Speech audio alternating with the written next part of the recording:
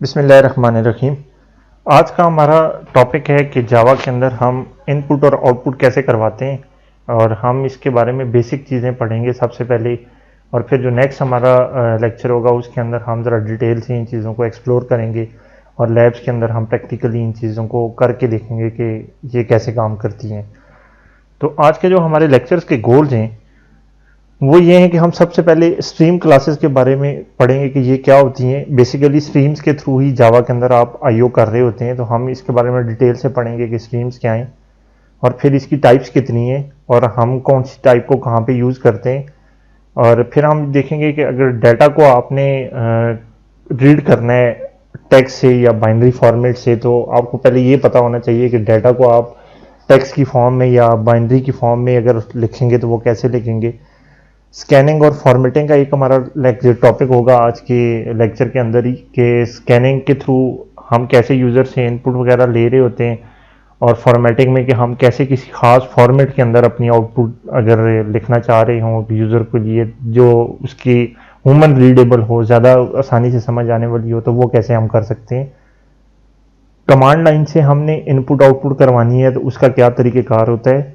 Data streams जैसे कि आप डिफरेंट वेरिएबल्स वगैरह आप अपने प्रोग्राम में यूज़ करते हैं इंटीजर टाइप के या प्रिमिटिव टाइप के, तो उन सारे वेरिएबल्स का डाटा अगर आप राइट करवाना चाह रहे हैं किसी फाइल में तो आप उसके लिए कैसे उसे राइट करवा सकते हैं।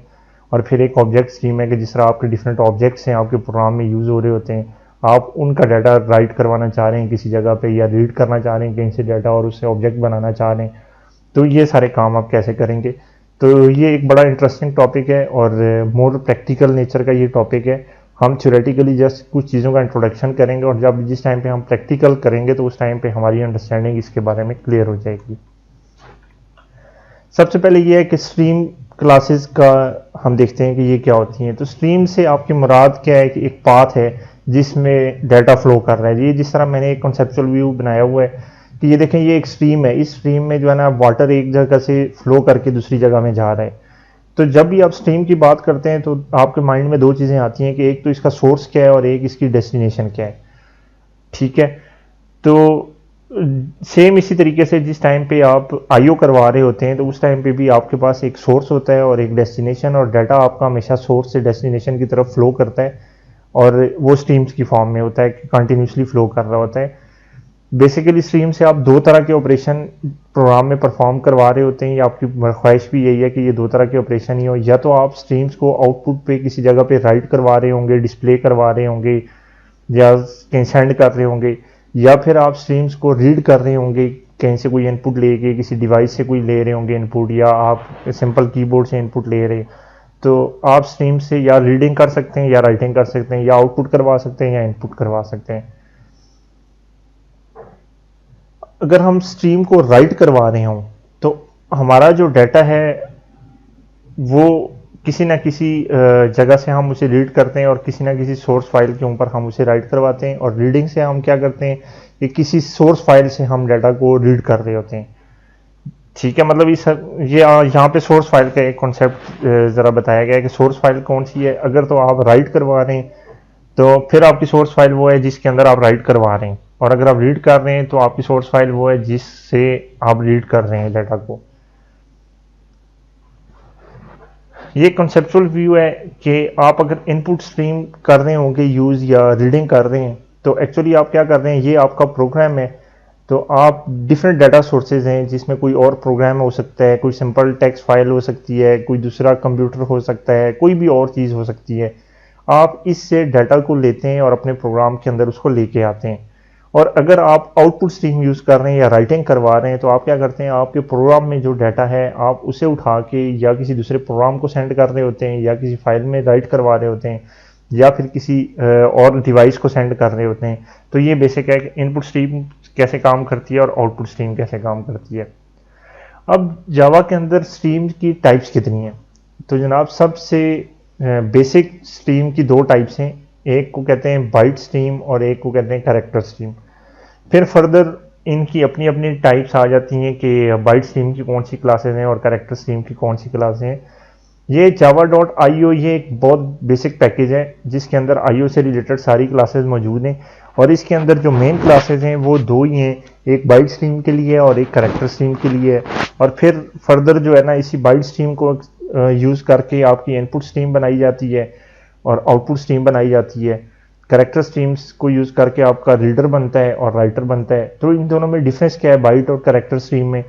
बाइट स्ट्रीम में आप एक्चुअली 8 बिट्स की एक एक बाइट को एक टाइम पे रीड कर रहे होते हैं, जबकि करेक्टर स्ट्रीम में क्या है, आप 16 बिट या 2 बाइट्स को एक टाइम पे रीड कर रहे होते हैं, क्योंकि एक करेक्टर जो है ना वो आपके 16 बिट्स के साथ रिप्रेजेंट होता है।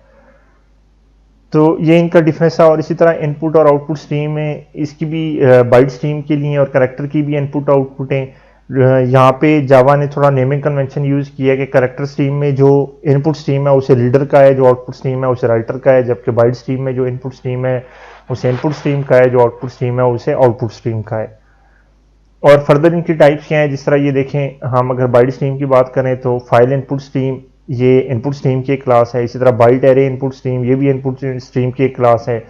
ऑब्जेक्ट इनपुट स्ट्रीम भी इसकी एक क्लास है। ये सारी इनपुट लेने के लिए डिफरेंट टाइप्स की फिल्टर इनपुट स्ट्रीम और बफर्ड इनपुट स्ट्रीम वगैरह वगैरह।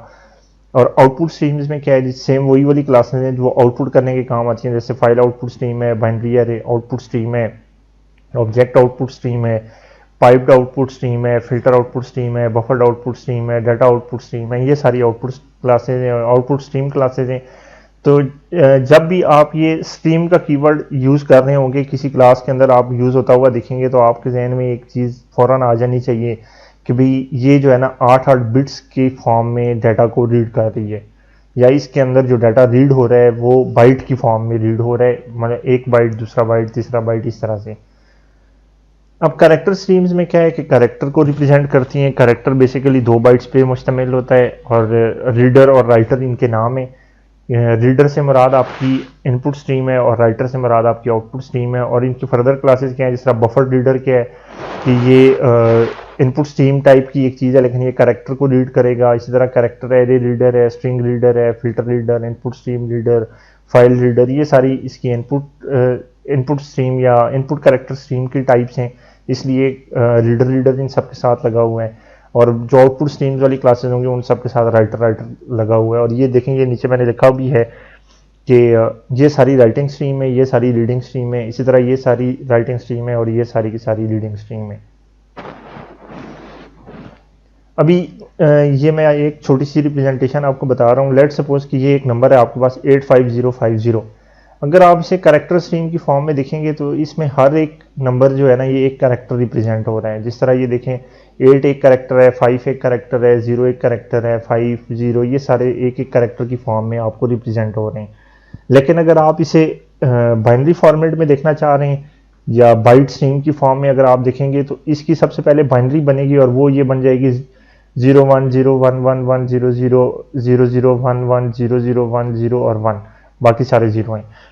ठीक है, अब हर एक बाइट जो है ना वो एक अपना अपना नंबर रिप्रेजेंट कर रहा है। अब अगर इसको इंडिविजुअली आप देखेंगे तो ये 58 रिप्रेजेंट कर रहा है, इसको इंडिविजुअली देखेंगे तो ये 76 कर रहा है, इसको देखेंगे तो ये आपका 1 कर रहा है, इसको देखेंगे तो ये आपका 0 कर रहा है। और फिर फर्दर इनकी लोकेशन के हिसाब से जिस टाइम पे आप इनको कन्वर्ट करेंगे वापस, तो आपके पास ये 3 नंबर आ जाएंगे और आप जब इनको सम करेंगे तो ये वापस आपके पास ओरिजिनल नंबर आ जाएगा। ये तरीका है कि आप जिस टाइम पे एक नंबर को बाइट्स की फॉर्म में रीड करते हैं तो आपके पास ऐसे इंडिविजुअल बाइट्स आते हैं, और जिस टाइम पे आप उस चारों बाइट्स को इकट्ठा करके दोबारा ऐड करते हैं तो आपके पास वापस नंबर आ जाते हैं।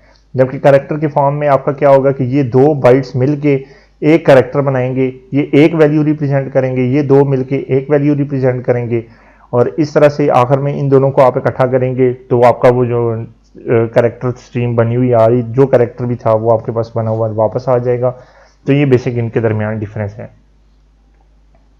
अच्छा, अब हम टेक्स्ट और बाइनरी फॉर्मेट कहाँ पे यूज़ करते हैं और कब यूज़ करते हैं। अगर तो डाटा आपके पास टेक्स्ट फॉर्मेट में अवेलेबल है तो आपके लिए ज़्यादा फ़ायदे की चीज़ क्या है कि आप करेक्टर स्ट्रीम क्लासेस को यूज़ करें, क्योंकि वो आपका टाइम भी कम उसमें कंज्यूम होगा और वो ज़रा फास्ट ऑपरेशन आपका हो जाएगा। अगर बाइट डाटा आपका बाइनरी फॉर्मेट में है तो फिर बेहतर है कि आप बाइट स्ट्रीम क्लासेस को यूज़ करें।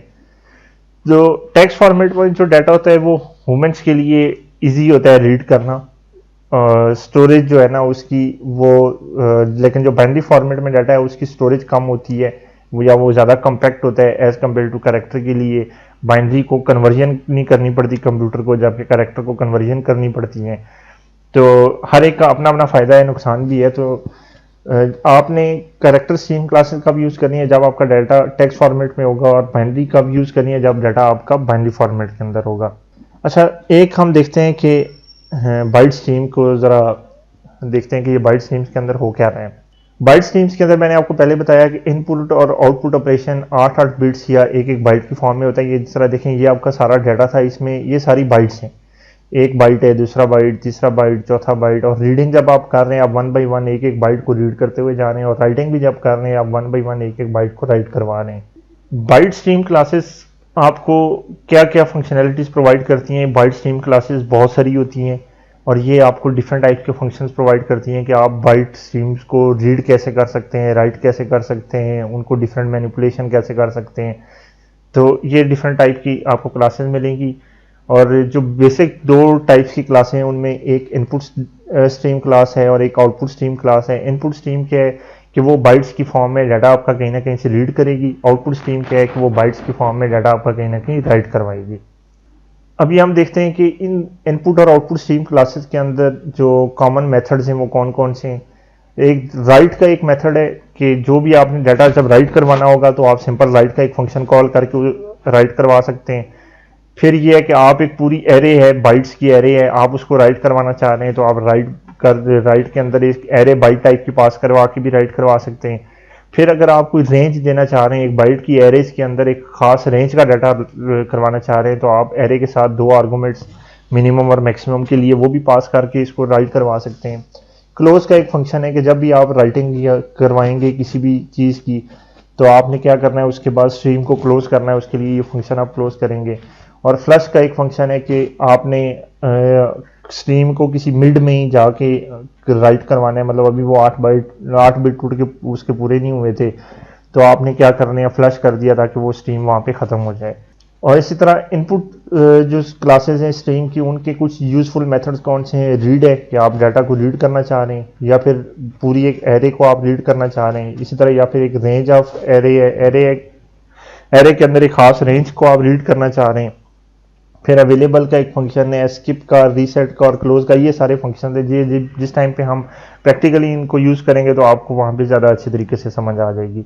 और अब इंपॉर्टेंट सब क्लासेस कौन कौन सी हैं इनपुट स्ट्रीम की और आउटपुट स्ट्रीम की। आउटपुट स्ट्रीम की इंपॉर्टेंट सब क्लासेस हैं जी। बफर्ड आउटपुट स्ट्रीम कि आपने बफरिंग करके आउटपुट करवानी है। बाइट एरे आउटपुट स्ट्रीम कि आपने किसी एरे के अंदर आउटपुट राइट करवानी है। फिल्टर आउटपुट स्ट्रीम है कि आपने फिल्टर करके की आउटपुट करवानी है। फाइल आउटपुट स्ट्रीम है, किसी फाइल के अंदर आपने कुछ राइट करवाना है। प्रिंट स्ट्रीम है कि आपने एक डाटा को कंसोल के ऊपर कैसे प्रिंट करवाना है। पाइप आउटपुट स्ट्रीम है कि आपने एक पाइप के अंदर डाटा को राइट करवाना है। इसी तरह डाटा आउटपुट स्ट्रीम है कि आपने प्रिमिटिव डाटा टाइप का डाटा जो है ना वो राइट करवाना है। इसी तरह जो इसकी कुछ इनपुट स्ट्रीम क्लासेस हैं, जैसे ये सारी आउटपुट थी वैसी की वैसी ये इसके इनपुट भी हैं। Buffered input stream, input buffering करके इनपुट के स्ट्रीम्स को रीड करेगी। लाइन नंबर इनपुट स्ट्रीम किसी खास लाइन नंबर को रीड करेगी, तो वो ये देखिए कि कौन कौन सी लाइन्स जो है ना मैं रीड कर चुकी हूँ, उसका रिकॉर्ड रखेगी पूरा। बाइट एरे जो है ना पूरी एरे को एक रीड करेगी। फिर फाइल इनपुट स्ट्रीम एक फाइल से रीड करेगी। फिल्टर इनपुट स्ट्रीम कोई खास किस्म का फिल्टर लगा के उसको रीड करेगी। पुश बैक इनपुट स्ट्रीम इसी तरह पाइप इनपुट स्ट्रीम है। और ये सारी की सारी इनपुट स्ट्रीम क्लासेज हैं। और भी बहुत सारी हैं, ये कुछ इंपॉर्टेंट क्लासेज हैं या जो कॉमनली यूज होने वाली क्लासेज हैं, ये उनके नाम है। तो बाकी जो है ना आप रिसर्च करके इसके ऊपर मजीद भी क्लासेज इसकी देख सकते हैं कि कौन कौन सी हैं। अभी मैंने आपके सामने एक छोटा सा प्रोग्राम लिखा है जिसने कॉपी करना है स्ट्रीम्स की फॉर्म में डाटा को। एक फाइल से, फाइल में जो डाटा लिखा हुआ है उसको स्ट्रीम्स के फॉर्म में रीड करना है और दोबारा स्ट्रीम्स की फॉर्म में किसी दूसरी फाइल के अंदर राइट करवाना है। तो मेरा जो डाटा पड़ा हुआ है वो एक फाइल में पड़ा हुआ है, उसका नाम है इनपुट डॉट टेक्स्ट। और जिस फाइल के अंदर मैं राइट करवाना चाह रहा हूँ उसका नाम है आउटपुट डॉट टेक्स्ट। तो मैं राइट कैसे करवाऊंगा? सबसे पहले मैंने मेन फंक्शन के अंदर ही अपने 2 वेरिएबल डिक्लेयर किए और उन्हें नल से असाइनमेंट कर दी है। यहाँ पे डिक्लेयर करने का मतलब ये था ताकि इसका स्कोप जो है ना पूरे मेन फंक्शन के अंदर अवेलेबल रहे, वरना इसको मैं ट्राई ब्लॉक के अंदर भी कर देता। अब आपको ये चीज़ भी मैंने एक्सेप्शन हैंडलिंग के दरमियान पढ़ाई थी कि आपकी आईओ जो है ना वो एक उससे रिलेटेड जितनी एक्सेप्शंस भी हैं वो चेक्ड एक्सेप्शन के अंदर आती हैं, तो वो आपको मस्ट इम्प्लीमेंट करनी पड़ेगी। अगर आप इम्प्लीमेंट नहीं करेंगे तो कंपाइलर आपको एरर देता रहेगा कि आप जो है ना आईओ करने जा रहे हैं लेकिन आपने मुझे बताया नहीं है कि इसके दौरान अगर कोई एरर या कोई एक्सेप्शन आ जाती है तो मैंने उसको हैंडल कैसे करना है। तो उसके दो तरीके हैं, या तो आप यहाँ पे थ्रोज कर दें कि आप कह दें इसको कि भाई मैंने इसको नहीं हैंडल करना, जो भी एक्सेप्शन आए जेवीएम को पास कर दो आप उसके डिफॉल्ट हैंडलर को, या फिर आप ट्राई कैच लगा के इसको हैंडल कर लें। अभी देखें ट्राई कैच में मैंने क्या किया कि मैंने इनपुट स्ट्रीम क्लास की एक जो क्लास है फाइल इनपुट स्ट्रीम, क्योंकि मैं एक फाइल से डाटा रीड करना चाह रहा हूँ, तो इस फाइल के अंदर मैंने कैरेक्टर्स में डाटा लिखा हुआ है, तो ये क्लास क्या करेगी, इन कैरेक्टर्स को बाइट्स में कन्वर्ट करेगी और वो बाइट्स जो है ना वो रीड करेगी और वो असाइन जिस ऑब्जेक्ट के अंदर सारा डाटा आएगा उसको ये हम क्या कहेंगे, ये FIS है या फाइल इनपुट स्ट्रीम का ऑब्जेक्ट है जो हमने यहाँ पे डिक्लेयर किया था। आउटपुट स्ट्रीम में सेम इसी तरह हमने कहा है कि भाई आपको आउटपुट डॉट टेक्स्ट के अंदर डाटा राइट करवाना है और हमने उसका ऑब्जेक्ट बना दिया एक, और एक ऑब्जेक्ट FOS के नाम से वेरिएबल उसका बना लिया है उस ऑब्जेक्ट का जिसको हम यूज करेंगे डाटा को राइट करवा सकते हैं। एक सिंपल वेरिएबल इंटीजर टाइप का हमने बनाया है, उसको डिक्लेयर कर दिया C। इसको बनाने की जरूरत क्या है, क्योंकि जिस टाइम पे हम रीडिंग कर रहे होंगे तो वो रीडिंग मैंने आपको पहले बताया कैरेक्टर जो है ना वो कन्वर्जन होगी, ASCII के थ्रू कन्वर्ट होंगे और वो किसी ना किसी नंबर के फॉर्मेट में होंगे। जिस टाइम पे आपकी फाइल एंड होगी तो एंड होने के लिए end of file marker use किया जाता है और उसकी वैल्यू -1 के इक्वल होती है। तो मैंने क्या किया, एक सिंपल वाइल लूप लगाया है और उसमें मैंने कहा है कि FIS ऑब्जेक्ट जो है ना उसके साथ मैंने रीड का फंक्शन कॉल किया है कि आप क्या करो, इनपुट डॉट टेक्स्ट में जो कुछ भी था उसको रीड कर लो और 1 by 1 जो है ना उसको C के अंदर डालते जाओ। अब C के अंदर जिस तरह पहले या जो भी नंबर आएगा ASCII में कन्वर्ट होकर C के अंदर उसकी वैल्यू आ जाएगी। जब तक -1 नहीं आता उस टाइम तक ये उसको रीड करता रहेगा। और साथ ही मैंने इसे क्या कह दिया कि आउटपुट ऑब्जेक्ट के रेफरेंस से इसको राइट करवा दो। अब FOS में मैंने इसे बता दिया था आउटपुट डॉट टेक्स्ट के अंदर आपने राइट करना है जो भी आपको डाटा मिले, तो इसके राइट का फंक्शन मैंने कॉल करके इसमें राइट करवा दिया। ये प्रोग्राम जब एग्जीक्यूट होगा तो ये इनपुट का सारा डाटा FIS में आ जाएगा और FIS से FOS जो है ना हमने FIS से डाटा 1 by 1 उसको रीड किया और FOS के थ्रू राइट करवा दिया जो भी हमारी आउटपुट फाइल थी उसके अंदर। ये मैंने कैच एक्सेप्शन हैंडलिंग के लिए सिर्फ लगाया था क्योंकि ये चेक्ड एक्सेप्शन थी, इसको हैंडल करना लाजमी था। और उसके बाद फाइनली ब्लॉक के अंदर मैंने आपको बताया हुआ एक्सेप्शन हैंडलिंग में कि फाइनली ब्लॉक के अंदर जो है ना हम मोस्ट इंपॉर्टेंट कोड रखते हैं या वो कोड जिसे हम क्लीन अप कोड कहते हैं। क्लीन अप कोड का मकसद क्या होता है कि आपने जो रिसोर्सेज ओपन किए हुए हैं इनको आप वापस क्लोज कर दें। यहां मैंने कंडीशन लगा दी है कि अगर FIS स्टिल नल है तो फिर तो कोई जरूरत ही नहीं है कि ये एग्जीक्यूशन हो। अगर वो नल नहीं है तो आप क्या करो, FIS को क्लोज कर दो। ठीक है, ये चूंकि अगेन मैं इनपुट आउटपुट काम करवाने जा रहा हूं तो इस वजह से ये मुझे एरर यहाँ पे देगा कि भाई आप ट्राई कैच के बगैर इसको नहीं कर सकते, तो इसलिए मैंने इसको हैंडल करने के लिए ट्राई कैच लगा दिया है। और सेम इस तरह आउटपुट के ऑब्जेक्ट के लिए भी मैंने कहा है कि अगर तो रीड वगैरह कुछ भी नहीं हुआ तो फिर तो इसने एग्जीक्यूट ही नहीं होना। अगर रीड कुछ हो जाएगा तो फिर ये जो हमने शुरू में इसको नल असाइनमेंट की थी वो नल नहीं रहेगी, फिर इसको जो ऑब्जेक्ट बना था वो असाइन हो जाएगा। तो उस केस में वो क्या करेगा, इसको पहले क्लोज करेगा और उसके बाद आपका प्रोग्राम टर्मिनेट हो जाएगा। इसका फ़ायदा ये होगा कि आपकी जो फाइल आपने ओपन की थी वो सक्सेसफुली क्लोज हो जाएगी। क्लोज होगी तो नेक्स्ट कोई अगर प्रोग्राम उसको यूज़ करना चाहता है वो कर सकेगा। अगर आपने उसको क्लोज नहीं किया तो आपका ऑपरेटिंग सिस्टम यही अज्यूम करता रहेगा कि ये फाइल स्टिल अभी तक ओपन है, किसी और प्रोग्राम ने और किसी दूसरे प्रोग्राम को अलाउ नहीं करेगा कि वो इसको यूज कर सके। अब फाइल इनपुट और आउटपुट स्ट्रीम जो अभी हमने प्रोग्राम में यूज किया इसके बारे में थोड़ा सा डिस्कशन कर लेते हैं। प्रोग्राम का नाम कॉपी बाइट्स था। कॉपी बाइट्स के अंदर आपने देखा कि मोस्टली काम क्या हुआ है, जिसमें सबसे ज्यादा टाइम लगा वो इस वाइल लूप के अंदर था। वाइल लूप में क्या था कि आप फाइल को रीड कर रहे थे और उसे 1 by 1 उसके जो भी कैरेक्टर था उसकी ASCII आ रही थी आपके पास नंबर फॉर्मेट में, उसको कंपैरिजन करके राइट करवा रहे थे। ये दोनों लाइनें तो आपकी एक एक स्टेप के अंदर हो गई कि आपके ऑब्जेक्ट डिक्लेयर हो गए, आपने एक वेरिएबल हो गया, बाकी सारा टाइम जो है ना इस वाइल लूप के अंदर लगा है। इस वाइल लूप के अंदर हुआ क्या था कि जो भी इनपुट और आउटपुट हो रही थी वो 1 बाइट एट अ टाइम करके, चूंकि ये बाइट स्ट्रीम की क्लास है, फाइल इनपुट स्ट्रीम और आउटपुट स्ट्रीम, इसलिए एक टाइम पे एक ही बाइट रीड हो रही थी और ये साथ साथ राइट भी करवा रहे थे। इस वजह से सबसे ज्यादा टाइम यहाँ पे लगा है। क्लोज करना किसी भी स्ट्रीम को जिस टाइम पे आपने इसको ओपन कर लिया, मैंने आपको अभी भी बताया, तो ऑपरेटिंग सिस्टम के पास ये चेक चला जाता है कि ये वाली फाइल ओपन है, तो जब तक आप उसे क्लोज नहीं करेंगे कोई दूसरा प्रोग्राम उस फाइल को यूज नहीं कर सकता, इसलिए उसको क्लोज करना बहुत ज़रूरी है। और आप हमेशा अच्छी प्रैक्टिस ये है कि जिस टाइम पे भी कोई फाइल रीड राइट करें तो उसके लिए फाइनली के अंदर आप हमेशा क्लोज का कोड लिखा करें, ये एक अच्छी प्रैक्टिस है। अब ये जो बाइट स्ट्रीम वाला प्रोग्राम था ये एक बिल्कुल नॉर्मल प्रोग्राम है, लेकिन ये एक लो लेवल की आईओ थी, क्योंकि इसमें आपने बाइट्स को रीड किए और बाइट्स को वापस राइट करवा दिए। सेम यही काम आप कैरेक्टर स्ट्रीम से भी कर सकते हैं, और वो थोड़ा सा बेहतर हो जाएगा कि आप एक एक कैरेक्टर करके रीड कर रहे हैं और उसको राइट करवा रहे हैं। तो कैरेक्टर स्ट्रीम्स में होता क्या है, ये जिस तरह मैंने यहाँ पे एक फिगर से आपको बताने की कोशिश किया कि ये देखें आपकी फाइल के अंदर डिफरेंट टाइप के कैरेक्टर से आप जब रीड करते हैं तो एक एक कैरेक्टर आपका रीड होता है, और एक कैरेक्टर की साइज कितना होता है, 2 बाइट्स के इक्वल। और जब राइट करवाते हैं तो अगेन आपका एक एक कैरेक्टर राइट होता है और इसका साइज कितना होता है, 2 बाइट्स के इक्वल। तो ये इन दोनों के दरमियान बेसिक डिफरेंस था। और जब भी कैरेक्टर को रीड करना है आपने तो उसके लिए रीडर क्लास यूज होती है, और जब राइट करना है तो राइटर क्लास यूज होती है। ये रीडर और राइटर बेसिकली दोनों एब्स्ट्रैक्ट क्लासेज हैं, इनको इम्प्लीमेंट करके आपकी कंक्रीट क्लासेस जो है ना वो इनको यूज करती हैं। जैसे कि फाइल रीडर हम अभी एग्जांपल में करेंगे, और फाइल राइटर के एक फाइल को कैसे हम रीड करते हैं और कैसे राइट करते हैं। रीडर और राइटर क्लास और उनकी जितनी भी सब क्लासेज हैं वो टेक्स्ट फॉर्मेट में डाटा को डील करती हैं। जो रीडर और राइटर क्लास के मेथड्स हैं वो बिल्कुल वैसे ही मेथड्स हैं जैसे कि इनपुट और आउटपुट स्ट्रीम क्लास के मेथड थे। राइटर क्लास के मेथड्स वही हैं जो आउटपुट स्ट्रीम क्लास के मेथड से, जो रीडर क्लास के मेथड वही हैं जो इनपुट स्ट्रीम क्लास के मेथड से।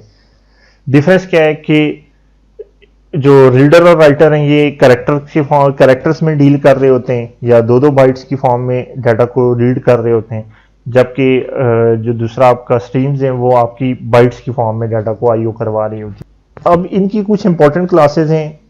अगर आप राइटर क्लास की तरफ जाएं तो buffer writer, character array writer, filter writer, output stream writer, file writer, print writer, ये बहुत सारी इसकी क्लासेस हैं और हर एक क्लास का अपना अपना एक पर्पज है। सेम ऐसे ही अगर आप रीडर की तरफ जाएं तो बफर रीडर है, लाइन नंबर रीडर है, कैरेक्टर एरे रीडर है, इनपुट स्ट्रीम रीडर है, फाइल रीडर है, और बहुत सारी इसकी क्लासेस हैं। अभी हम एक फाइल को रीड और राइट करवाते हैं और यूजिंग फाइल रीडर और फाइल राइटर, और ये क्या करेगा कि फाइल में जो भी डाटा होगा उसको बाइट्स की फॉर्म में उसे कन्वर्ट करने की जरूरत नहीं है, वो उसको 2 बाइट्स की फॉर्म या कैरेक्टर की फॉर्म में उसको रीड करेगा और उसको राइट करवा देगा। ये बनस्बत पहले वाले उस काम के जिसमें हमने बाइट्स की फॉर्म में डाटा रीड राइट करवाया था उससे ज़्यादा आसान हो जाएगा। अब सेम वैसे ही है, इसको भी आप हमने एक रीडर का एक रेफरेंस लिया, एक राइटर का रेफरेंस लिया, उसे नल से इनिशियलाइज करवा दिया। यहाँ पे मेन मेथड में इनिशियलाइज करवाने का मकसद मैं अगेन रिपीट कर देता हूँ, क्योंकि हम चाहते हैं कि ये हमारे जो रेफरेंस वेरिएबल है ये थ्रू आउट पूरे प्रोग्राम के एक्सेसिबल हो। अगर मैं इसे ट्राई के अंदर इनिशियलाइज करवाऊंगा तो फिर कैच ब्लॉक के अंदर भी ये एक्सेसिबल नहीं होगा, फाइनली के अंदर भी एक्सेसिबल नहीं होगा, क्योंकि इसका स्कोप ट्राई के अंदर खत्म हो जाता है। और उसके बाद मैंने इसे कहा कि भाई आपने फाइल रीडर के फंक्शन के साथ इनपुट डॉट टेक्स्ट को रीड करना है, तो ये क्या करेगा, आप इनपुट डॉट टेक्स्ट में जो भी डाटा आपका पड़ा हुआ है वो एज अ कैरेक्टर जो है ना उसको रीड करेगा और एफ आर जो है ना ऑब्जेक्ट के अंदर स्टोर करता रहेगा। और फिर मैंने कहा कि एफ डब्ल्यू के थ्रू आप कोई राइट मेथड कॉल करवाना, और इसमें जो भी डाटा आप रीड इसको आप पास करेंगे कैरेक्टर की फॉर्म में, वो ये उठा के आउटपुट कैरेक्टर डॉट टेक्स्ट के अंदर स्टोर करवा देगा। और उसके बाद एक सेम वही वाला काम हम करेंगे, इसको रीड करने के लिए एक इंटीजर हमने इनिशियलाइज करवाया और हमने कहा कि भाई आप जब तक -1 नहीं हो जाता, मतलब फाइल का एंड नहीं हो जाता, आप क्या करो कि एफ आर डॉट रीड करते रहो। एफ आर डॉट रीड से क्या रीड होगा, कैरेक्टर रीड होगा और वो सी में स्टोर होता रहेगा, और एफ आर डॉट राइट करके हम उस कैरेक्टर को नई फाइल के अंदर राइट करवाते रहेंगे। अगेन सेम वो वाली बात मैं अगेन यहाँ पे करूंगा कि फाइनली ब्लॉक के अंदर चूंकि हम रीड राइट करवा रहे हैं तो हमें इसको क्लोज करवानी पड़ेगी स्ट्रीम को, ताकि इस फाइल को जो है ना कोई दूसरा प्रोग्राम भी बाद में एक्सेस कर सके। अभी ये जो प्रोग्राम था इसके बारे में थोड़ी सी डिटेल्स मैंने लिखी है कि कॉपी कैरेक्टर प्रोग्राम जो है ये बिल्कुल वैसा ही है जैसे हमने कॉपी बाइट्स किया था। जो मेन डिफरेंस है इसके अंदर वो ये है कि फाइल रीडर और फाइल राइटर आपने इनपुट और आउटपुट के लिए यूज किए हैं, जबकि पहले आपने फाइल इनपुट स्ट्रीम और फाइल आउटपुट स्ट्रीम की क्लासेस यूज की थी।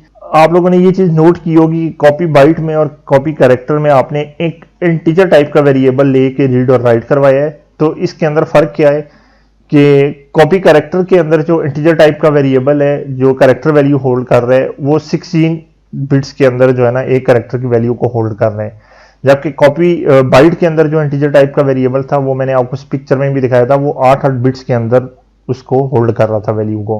कैरेक्टर स्ट्रीम्स को आप ये समझ सकते हैं कि ये बाइट स्ट्रीम्स की रेफर क्लास है, क्योंकि ये मैंने आपको कुछ स्लाइड्स पहले एक चीज दिखाई थी, यहाँ पे मैंने आपको बताया था कि ये 2 बाइट्स से इनको रेफर करके आपने एक कैरेक्टर बना लिया था। पहले 8 बिट्स थे तो अभी 16 बिट्स हो गए, तो ये बेसिकली एक रैपर क्लास के तौर पे भी काम करती है। कैरेक्टर स्ट्रीम बाइट स्ट्रीम को यूज करती है फिजिकल आईओ के लिए, और कैरेक्टर और बाइट्स के दरमियान ट्रांसलेशन वगैरह का काम भी यही कैरेक्टर स्ट्रीम करती है। जैसे कि फाइल रीडर की फाइल इनपुट स्ट्रीम को यूज करता है और फाइल राइटर आपका फाइल आउटपुट स्ट्रीम को यूज करता है। डिफरेंस क्या है?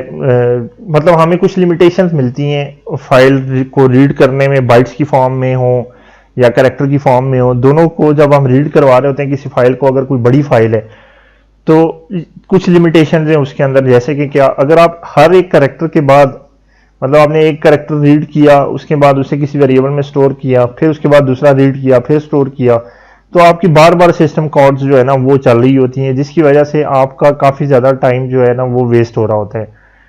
तो इससे ज्यादा एक अच्छी अप्रोच ये है कि आप जितना भी डाटा है उसे एक ही दफा रीड करें, किसी अपने प्रोग्राम के अंदर किसी बफर या मेमोरी के अंदर लेके आ जाएं उसको, ताकि आपको बार बार उस सोर्स को एक्सेस करने की जरूरत ना पड़े जहां से आप रीड कर रहे हैं, और फिर वहां से आप जो है ना 1 बाय 1 आपकी मर्जी है एक्सेस करना चाहें या जैसे भी एक्सेस करना चाहें।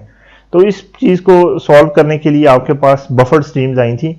अभी तक हमने जो चीजें देखी हैं वो सारी अनबफर्ड थी, और अनबफर्ड आईओ में क्या है कि आपको बार बार रीड और राइट की रिक्वेस्ट को हैंडल करना पड़ता है आपके ऑपरेटिंग सिस्टम को, और उसमें काफी ज्यादा टाइम आपका जाया होता है।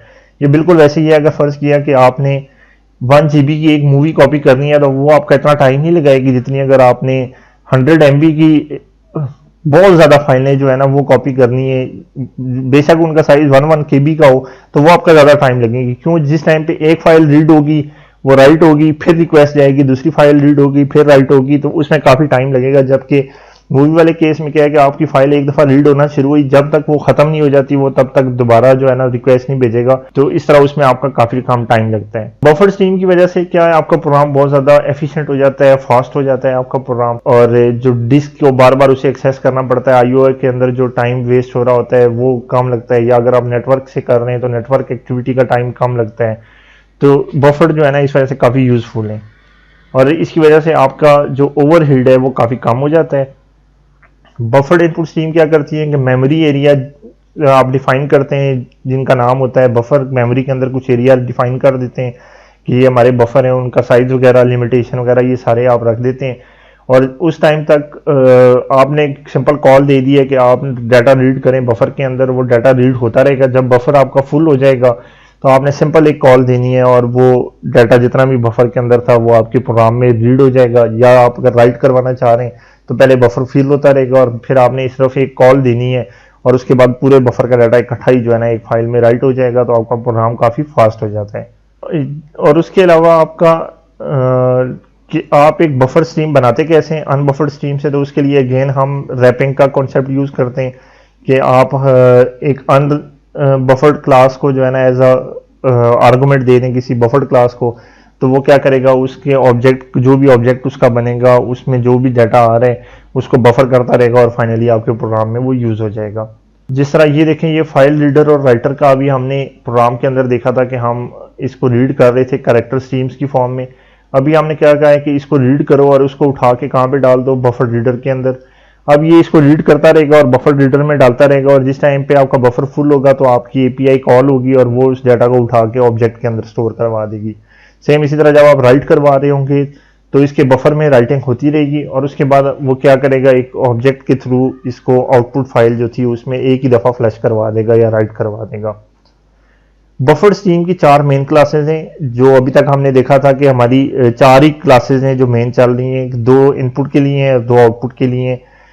एक इनपुट की क्लास जो है ना बाइट स्ट्रीम रीड करती है, एक कैरेक्टर स्ट्रीम रीड करती है, और एक जो है ना आउटपुट की क्लास आपकी कैरेक्टर स्ट्रीम आउट करवाती है और एक बाइट स्ट्रीम को आउट करवाती है। सेम इस तरह बफर भी आपके 4 होंगे। इनपुट स्ट्रीम के लिए अपना बफर है, आउटपुट स्ट्रीम के लिए अपना बफर है, रीडर के लिए अपना बफर है और राइटर के लिए अपना बफर है। अगर यहाँ पे क्वेश्चन है कि अगर हमारा बफर पूरा फुल नहीं हुआ तो हम राइट करवाना चाह रहे हैं, तो क्या बीच में कोई ऐसी चीज है कि हम उससे राइट करवा सकें? तो यस, उसके लिए आपके पास दो ऑप्शन हैं। या तो आप ऑटो फ्लैश को इनेबल रखें। ऑटो फ्लैश क्या करता है, बफर जैसे ही फुल होगा तो वो ऑटोमेटिकली उस सारे डाटा को फ्लश करवा देगा और राइट करवा देगा या रीड कर लेगा, और नया डाटा उसमें रीड होना, स्टोर होना शुरू हो जाएगा। जबकि आप मैनुअली भी फ्लश का मेथड जो है उसे कॉल कर सकते हैं, और इस मेथड के थ्रू आप डाटा को रीड या राइट करवा सकते हैं।